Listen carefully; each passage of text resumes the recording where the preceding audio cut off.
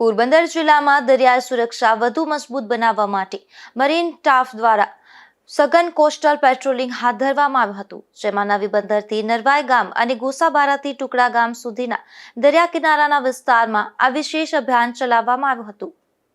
પોરબંદરના marine sector commander કચેરીના અધિકારીઓ R.N. ઝાલા અને A.S. વદરની આગેવાની હેઠળ તમામ મરીન કમાન્ડો અને અલસાટ ડોગ ટીમે 4 જાન્યુઆરી 2026 અને 21 ફેબ્રુઆરી 2026ના રોજ અલગ અલગ ટીમો બનાવી ફૂટ પેટ્રોલિંગ હાથ ધર્યું હતું.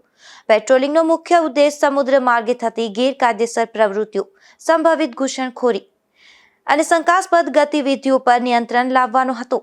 આ દરમિયાન નિર્જન દરિયાકાંઠાના વિસ્તારો, ઝાડીઓ અને અવાવરૂ જગ્યાઓમાં છુપાયેલી શંકાસ્પદ વસ્તુઓ કે વ્યક્તિઓની સઘન તપાસ કરવામાં આવી હતી. આ ઉપરાંત લેન્ડિંગ પોઈન્ટની ચકાસણી અને સ્થાનિક માછીમારો તેમજ સાગર ખેડૂઓને દરિયાઈ સુરક્ષા બાબતે જાગૃત કરવાની કામગીરી પણ હાથ ધરવામાં આવી હતી. મરીન સ્ટાફ ફોર્સ દ્વારા દૂર દરિયામાં દેખાતી શંકાસ્પદ બોટ અથવા અન્ય કોઈ હલચલની દૂરબીન વડે સઘન તપાસ કરવામાં આવી હતી.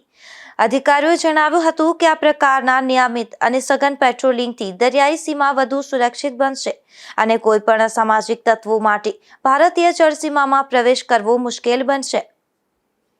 નિપુલ પોપટ સાથે અશોક થાનકી, ગુજરાત ન્યૂઝ, પોરબંદર.